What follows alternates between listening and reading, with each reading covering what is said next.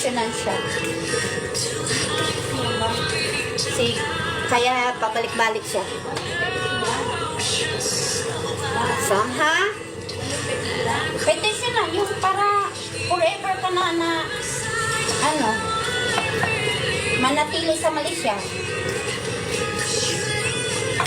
Petitionan, yung kapatid ko, petitionan ng asawa niya.